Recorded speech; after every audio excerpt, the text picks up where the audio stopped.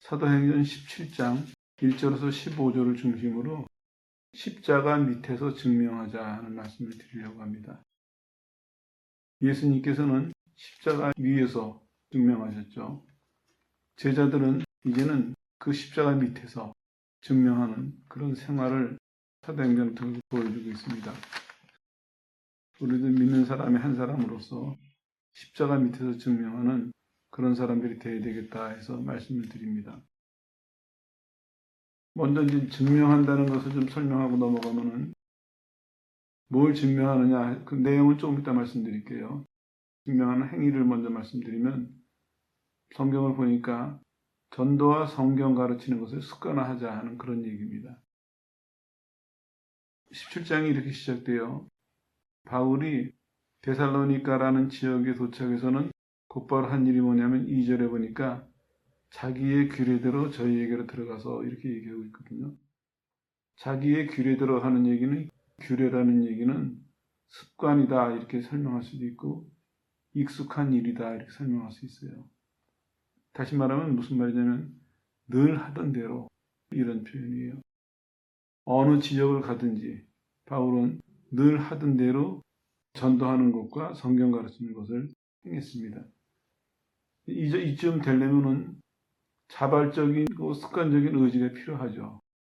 누가 시켜서 하는 것이 아니라 어디를 가든지 자기가 스스로 하는 거니까 노력이 필요하고 또 그것이 오래돼서 습관이 될 필요가 있습니다. 간단하게 기도의 예를 들어봐도 그래요. 기도도 어떤 사람은 기도를 형편이 되면 해요. 그런 사람도 있고 어떤 사람은 어려워지면 하고. 근데 그렇게 가지고는 안 되겠죠. 기도하는 것도 내가 지금 편안하든지 힘들든지 간에 꾸준히 기도해가지고 언제든지 매일매일 기도할 수 있는 습관을 들여야 되는 것처럼 똑같아요. 전도하고 성경 가르치는 일도 우리 각 사람이 습관이 되어야 되겠다 하는 것입니다. 기회 될 때마다 전도하거나 성경을 가르칠 기회가 올 때마다 습관이 된 사람은 하기가 쉽겠죠. 그럼 이제 습관이 안 된 사람은 그 구분도 할 수도 없고 또 그런 기회가 주어져도 잘할 수 없겠죠. 좀 더 얘기를 발전시켜 보면요. 증명해야 될 이유가 뭐냐 했을 때 하나님께서 우리들을 구원하실 사람에게 보내신다는 거예요. 그러니까 실은 왜 내가 습관을 들여놔야 될까요? 내가 하는 것 같지만 하나님이 나를 쓰세요. 여기서도 지금 보니까 빌립보에서 데살로니가로 옮겨갔어요. 데살로니가는 빌립보에서 한 140km 정도 떨어졌다 그래요. 옮겨갔는데 가보니까 4절에 나오는 것처럼 큰 무리의 경건한 헬라인들이 있었어요. 이 사람들은 누구냐면은 헬라인인데 유대교 신자로 개종한 사람들이에요. 그런 사람들이 있었고 또 하나는 적지 않은 귀부인들이 있었습니다. 이걸 합쳐서 얘기해 보면 혈통과 신분을 초월해서 바울의 전도를 받아들일, 바울의 교육을 받아들일 사람들이 준비가 돼 있었다 이런 얘기입니다. 그러니까 우리도 전해야 되는 사람, 가르칠 사람으로서 늘 준비가 돼 있어야 되겠죠. 실제로 그래요. 신앙생활하다 보면요. 전도하는 예를 들어보면은 처음에는 내가 전도하는 것 같지만 하다가 보면 이제 뭘 깨닫냐면은 하나님이 준비시킨 사람들을 만나게 하구나. 그걸 깨달아요. 그리고 그거를 깨달아야 돼요. 왜냐하면 그거를 깨달아야 처음에는 내 열심으로 시작했던 사람이 이제는 하나님의 뜻을 따라서 전도하고 다니게 되거든요. 근데 이걸 깨닫지 못한 사람은 자꾸 내 열심으로 해요. 그러니까 전도를 하는데 또 문제도 일어나요. 잠언에도 나와 있죠. 아침에 일어나서 큰 소리로 인사하면 욕하는 것 같이 들려서 혼난다. 맞습니다. 내 열심으로 전도하는 거 우리가 생각하기에는 뭐 전도하는 건 나쁠 리가 있나 한데 아니에요. 어떤 경우는 내 열심으로 전도함으로 인해 가지고 그 사람이 예수 믿는 시기가 더 늦어지게 만드는 경우도 생길 수가 있어요. 빨리 눈을 떠야 됩니다. 그게 뭐냐면은 하면서 보면은 처음에는 내가 대상을 찾고 내가 노력해서 한 것 같지만 하다가 보니까 하나님이 사람을 준비시켜 놓으셨구나. 옛날에도 그런 간증 한번 한 적 있죠. 전도를 하러 갔는데 여러 명을 접촉을 했어요. 전도가 안 됐어요. 그래가지고 이제 시간은 다 저녁 먹을 시간이 돼가고, 그래가지고 이제 끝내고 들어가야 되겠다.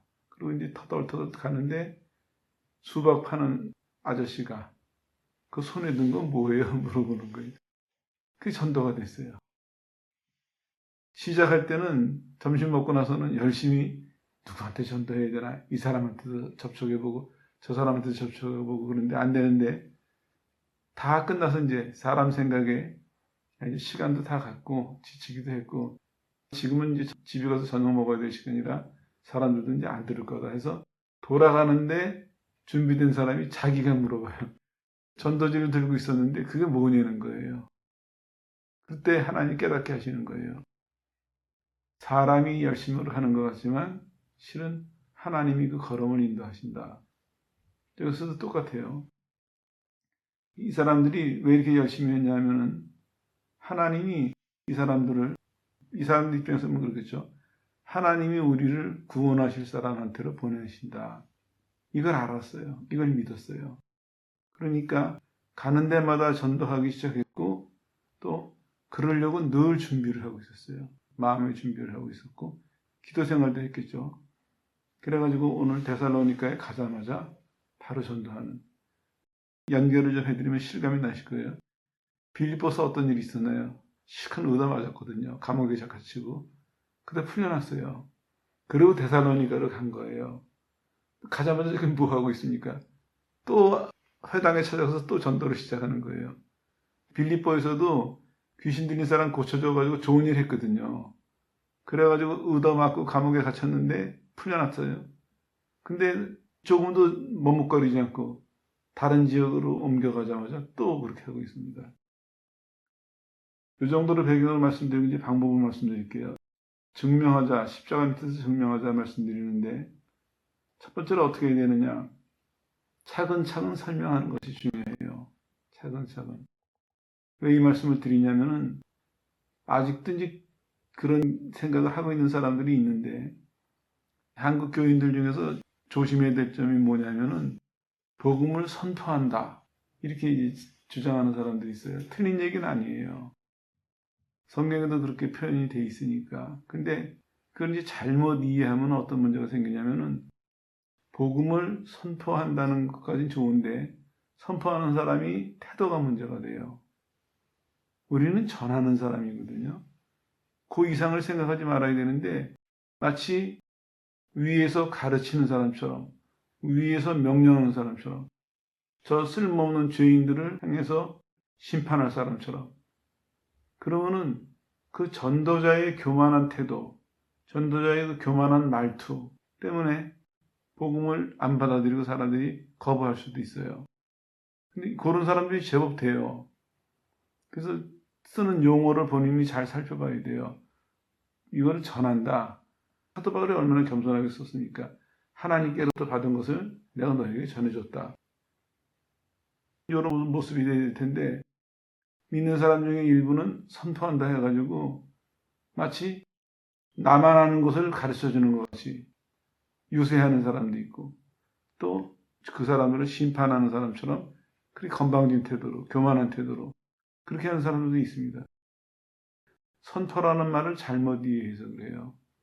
선포라는 말이 번역해보면 언뜻 듣기는 그 의미상 높은 사람이 아랫사람 보고 잘 들어! 이러는 것 같지만 실제로 그런 의미는 아니에요. 물론 예수님도 선포하신다는 표현이 성경에 기록되어 있어요.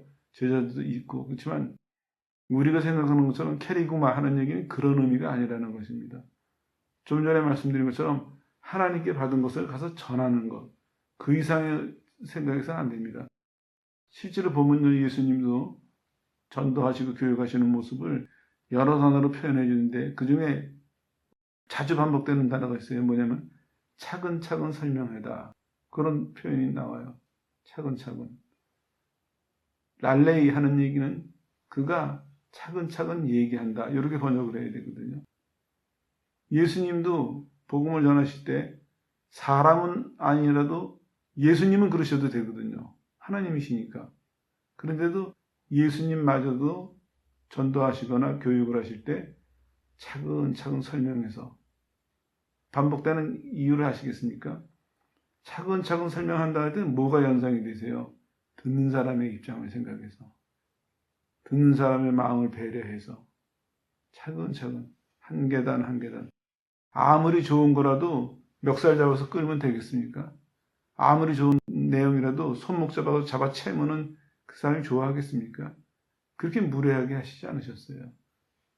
복음을 주시는 예수님 자신도 복음만 주셨나요? 자기 목숨을 주셨는데 그런 예수님 자신도 듣는 사람의 입장에서 듣는 사람을 배려해 주셔서 한 걸음 한 걸음 차근차근 설명을 했습니다. 여기서도 지금 제자들이 그렇게 전하고 있습니다. 성경을 근거로 하나하나 설명을 했습니다.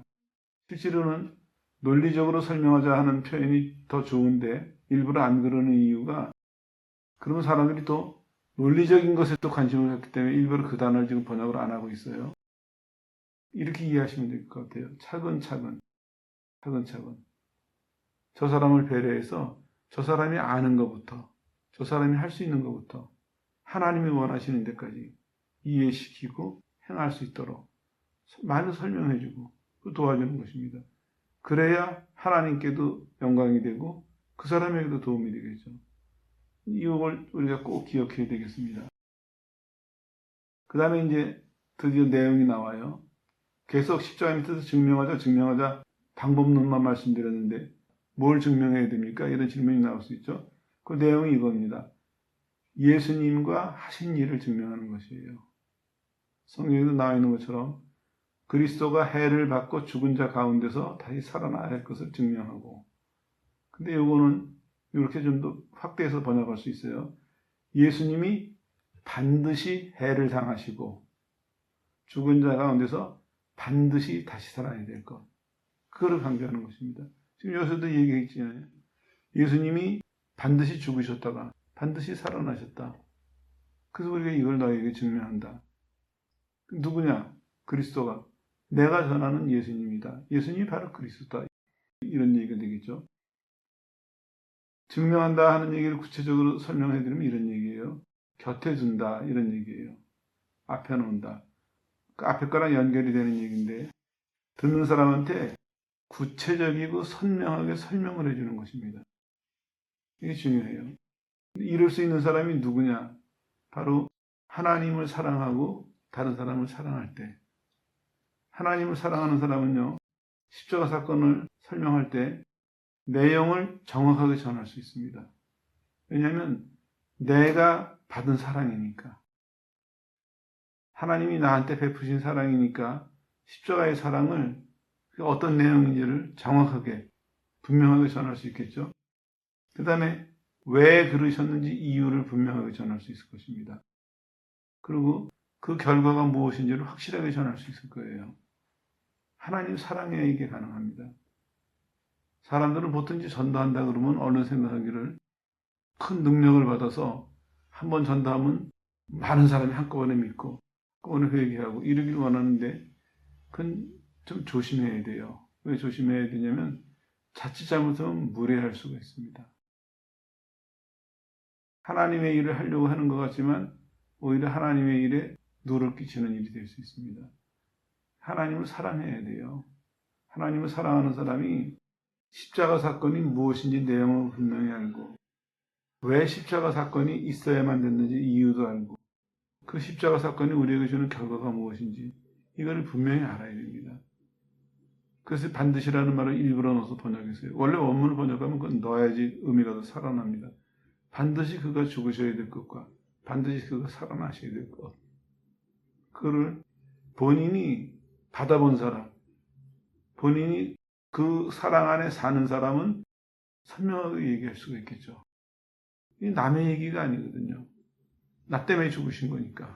나 때문에 살아나신 거니까. 분명히 이해할 수 있고, 분명히 설명할 수 있고, 분명히 구원할 수 있는 것입니다. 그게 이제 하나 필요하고요. 또 이제 상대방을, 전도를 받는 사람을 생각한다면 그 사람이 잘 알아듣도록, 잘 받아들이도록 구체적이고 선명하게 설명해 줄 필요가 있습니다. 근데 반복되는 얘기지만요.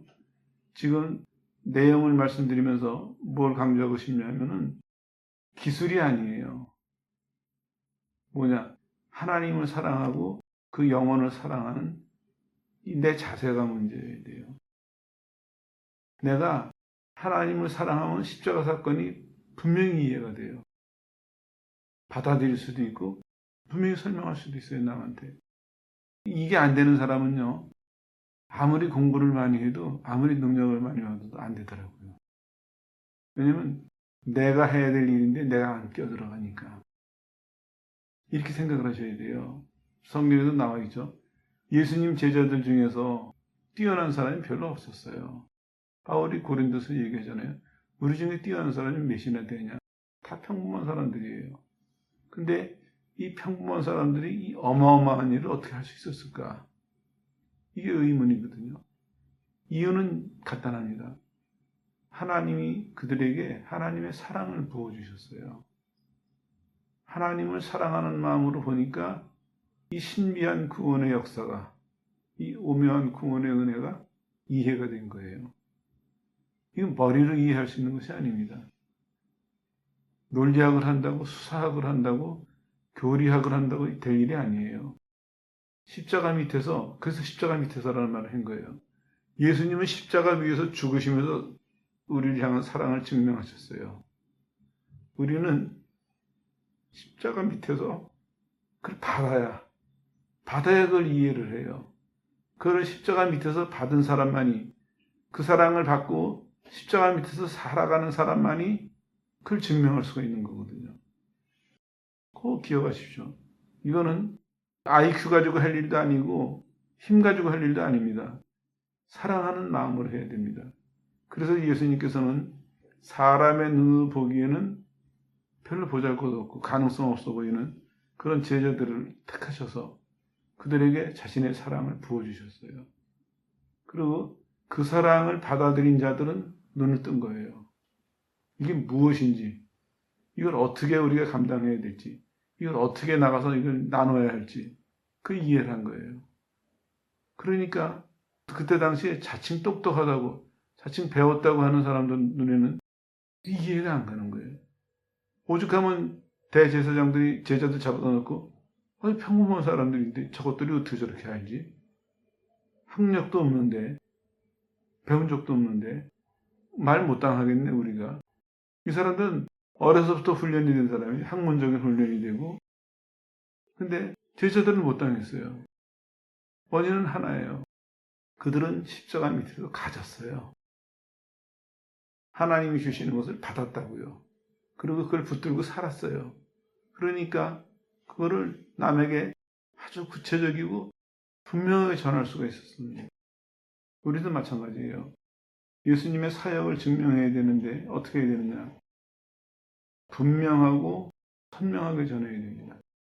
그러려면 하나님을 사랑해야 되고 전도를 받는 사람을 사랑해야 됩니다. 그 사람을 사랑할 때 그 사람의 입장에 서서 하나님을 사랑할 때 하나님이 원하시는 말을 전할 수 있게 되겠죠. 또 그 사람을 사랑할 때 그 사람이 필요한 말을 전할 수가 있겠죠. 이게 참 신비해요. 전도를 해도 그렇고 설교를 해도 그래요. 대략 계획은 있죠. 그러나 실제로 해보면요. 설교를 오늘 이렇게 설교를 해야 되겠다 그러는데 설교가 싹 다른 쪽으로 방향을 돌려요. 왜? 들어야 될 사람이 있으면. 깨어있는 사람은 눈치를 채요. 그리고 하나님께 맡겨요. 하나님이 오늘 하실 말씀 있으시니까. 근데 그러지 않은 사람은 내가 정해놓은 원고의 포로가 돼가지고 하나님이 뭘 원하시는지 이 사람들에게 뭐가 필요한지 다 모르니까. 좀 더 심하게 말하면 이 사람은 다 상관없으니까. 내가 설교하는 게 중요하니까.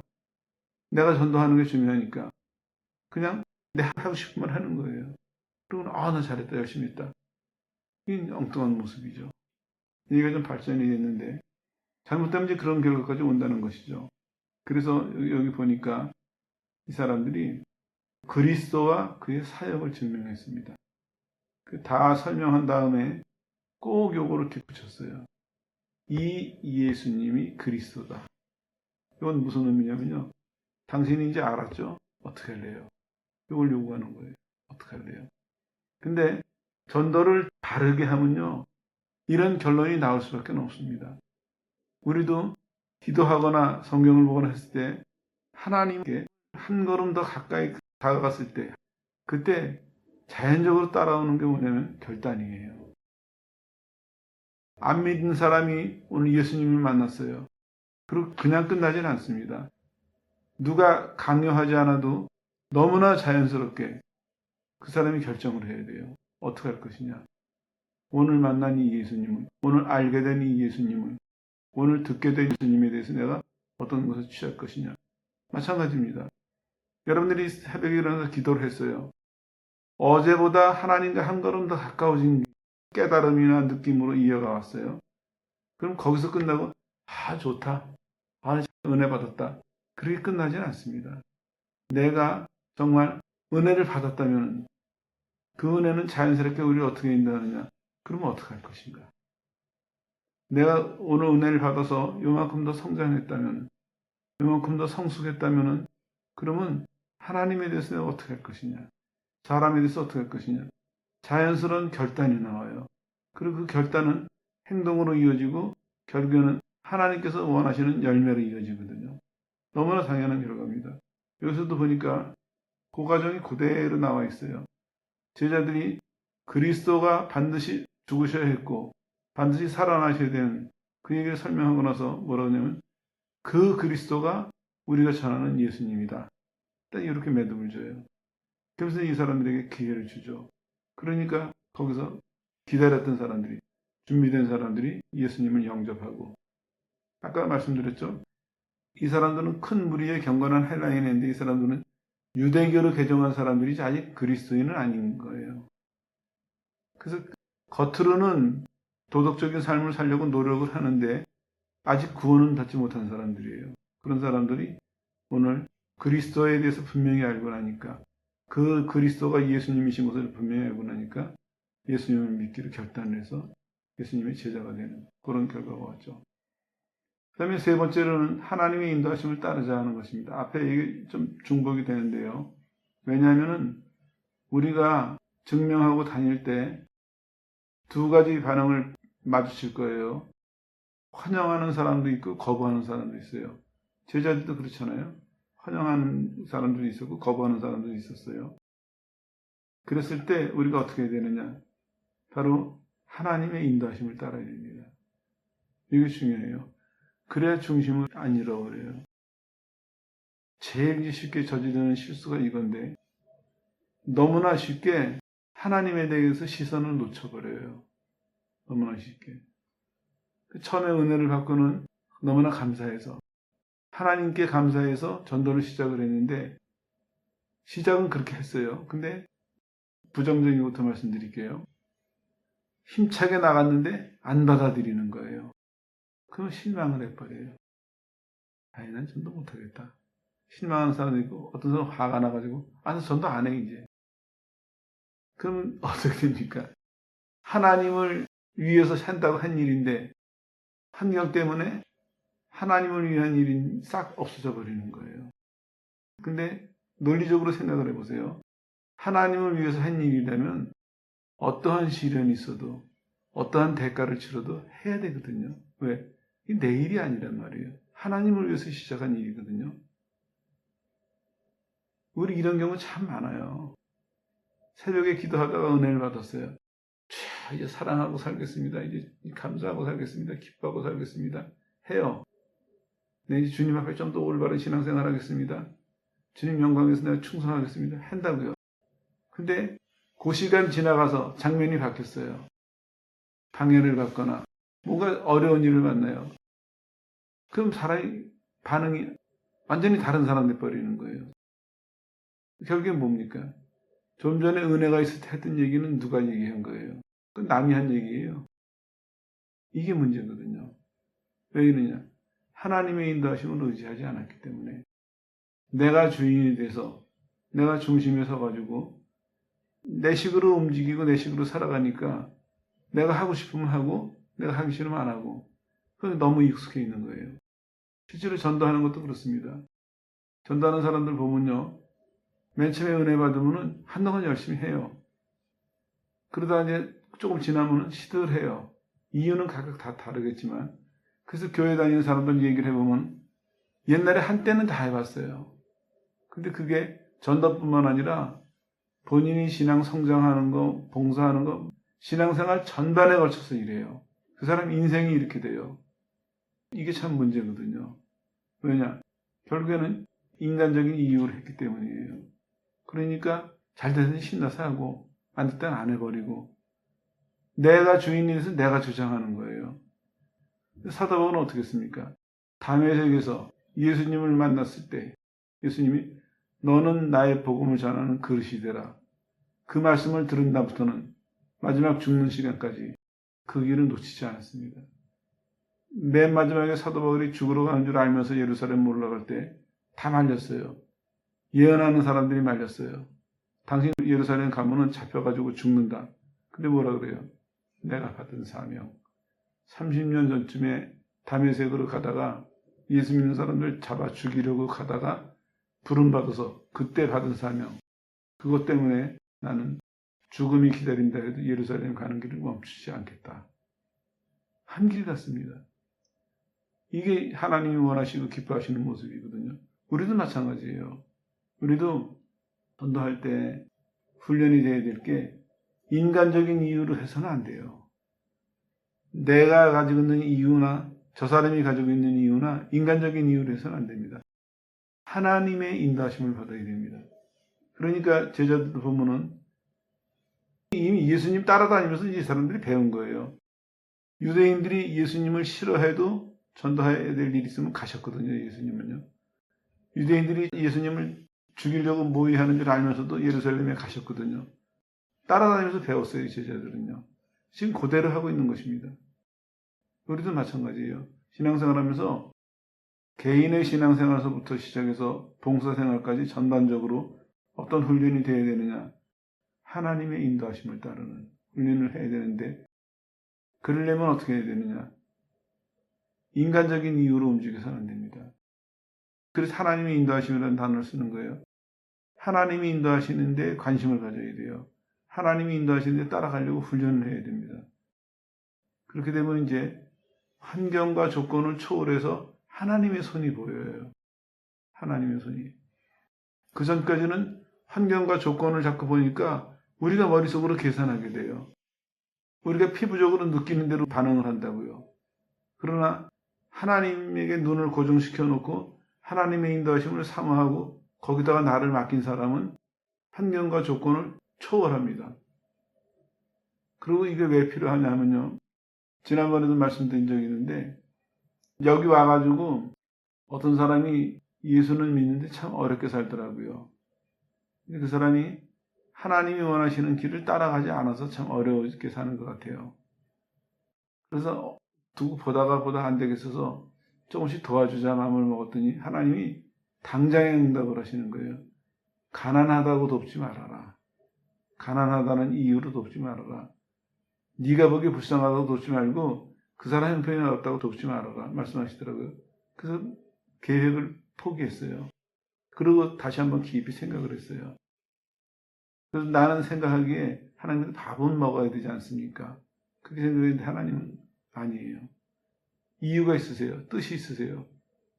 하나님은 그 사람이 하나님에게 돌아오길 원하시기 때문에 당분간 어려워도 그 어려움을 두고 보시는 거예요.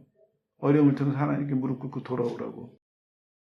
근데 우리가 그걸 인간적인 이유로 해서 불쌍하다고 안 됐다고 어떤 이유를 대가지고 그 사람을 돕는다면 하나님의 일을 돕는 것이 아니라 하나님의 일을 방해하는 거거든요.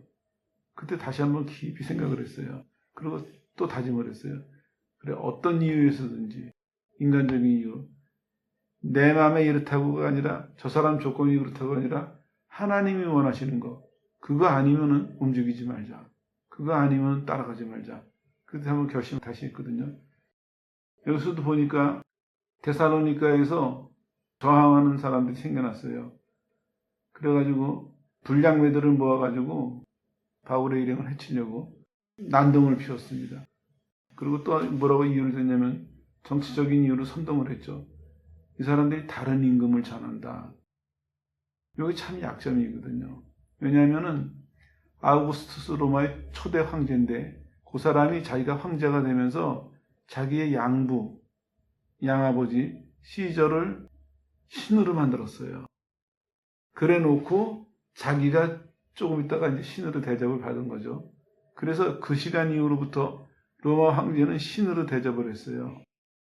그랬는데 예수님이 신이라고 전하니까 로마 황제가 가만히 있겠습니까? 로마 군인들이 가만히 있겠어요?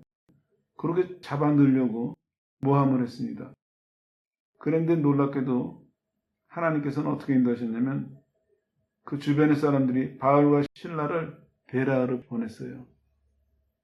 상상을 해보세요. 데살로니가에 가가지고 많은 무리가 지금 믿게 됐어요. 그리고 교육을 받고 있어요, 바울에게. 그런데 하나님은 이걸 아시고 베레아, 데살로니가에 비해서는 상당히 외진 곳이었어요. 그런데 베레아를 가라고 하실 때 그것도 하나님이 아니라 하나님이 옆에 있는 교인들을 통해서 제자들에게 말씀을 하셨는데 제자들이 받아들이고 그 말을 듣고 베레아로 옮겨갔습니다.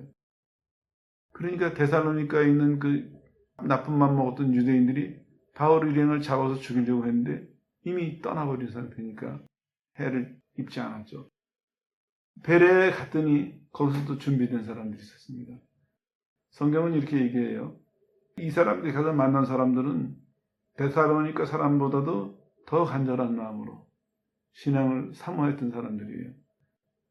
거기서 이제 날마다 읽고 가르치면서 이 사람들에게 복음을 전했죠. 그러다가 데살로니가 유대인들이 베레아에 갔다는 소문을 들었어요. 또 잡으러 가는데 하나님은 어떻게 역사하십니까? 이 사람들을 아덴으로 보내셨어요. 그래서 아주 목숨을 걸고 이 사람들을 노리는 사람들이 있었는데 별의별 이유를 다 해가지고 해를 입히는 사람들이 있었는데 그 사람들이 아무리 독해도 아무리 열심히도 제자들을 해치지 못하고 실제로 지금보다 교통 상황은 좋지 않았겠지만 그 지역이거든요. 그리고 이 사람들의 열심으로 봐서는 얼마든지 잡을 수 있는, 얼마든지 제자들을 죽일 수 있는 그런 환경이었음에도 불구하고 마치 줄다리기 하듯이 잡으러 오면 그 전에 미리 떠나버리고 잡으러 오면 떠나버리고 이렇게 하면서 하나님께서는 이 사람들이 해야 될 일을 무사히 다 마치도록 예수님을 증언한 일을 무사히 다 마치도록 그렇게 인도해 가셨습니다. 정리하겠습니다. 우리가 생활하면서 늘 기억하십시오. 믿는 사람의 삶이 무엇이냐? 이런 질문에 대해서 여러분 스스로가 이렇게 대답할 수 있어야 됩니다. 십자가 밑에서 증명하는 삶이다. 예수님은 십자가 위에서 메신저 온 더 크로스면은 우리는 메신저 언더 더 크로스가 되어야 되겠죠. 예수님이 십자가 위에서 증명을 했습니다. 죽으시면서 자신의 사랑을 우리는 그걸 받은 사람으로서 십자가 밑에서 그걸 증명하려면 우리도 예수님처럼 십자가를 지고 사는 그런 마음으로 그런 행동으로 그런 목표를 가지고 늘 살아가야 됩니다. 그러다 보면 이제 어떻게 바뀌냐 하면요. 시련이 왔을 때 달라집니다. 시련이 왔을 때 하나님에게 헌신된 사람은 시련을 통해서 자기를 살피게 돼요. 그리고 시련 속에서 자기가 해야 될 일을 찾고 해야 될 일을 놓치지 않습니다.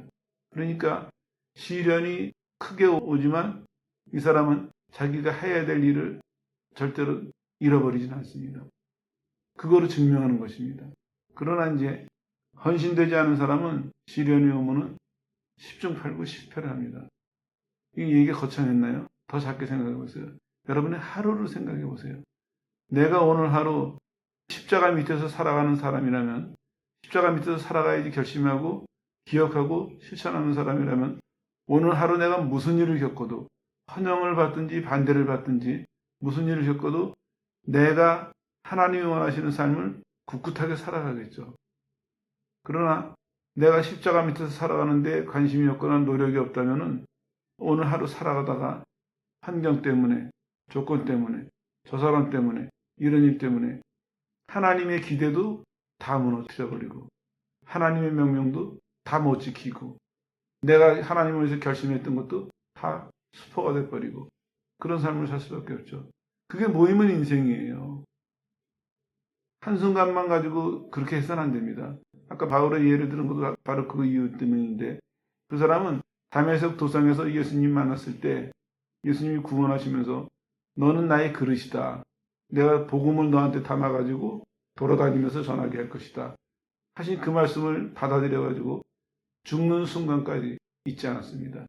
죽는 순간까지 그걸 지키려고, 이루려고, 시련이 와도, 반대가 와도, 환영을 해도, 자기를 신으로 만들려고 해도 떠나고, 자기를 죽이려고 해도 찾아가고, 끝까지 갔습니다. 그럴 수 있었던 이유가 뭐냐? 십자가 위에서 증명하신 예수님을 늘 기억하고, 늘 의지하고, 나는 십자가 밑에서 증명해야 된다. 하는 걸 놓치지 않았기 때문입니다. 여러분들도 스스로가 내 인생이 뭐냐 했을 때 나는 십자가 밑에서 증명하면서 살 사람이다. 살아야 된다. 하는 것을 붙드시고 여러분 각자에게 주시는 부르심과 사명에 충실하셔서 제자들과 같이 할 일을 다하는 그런 성도들 되시기를 주 예수 이름으로 축원합니다.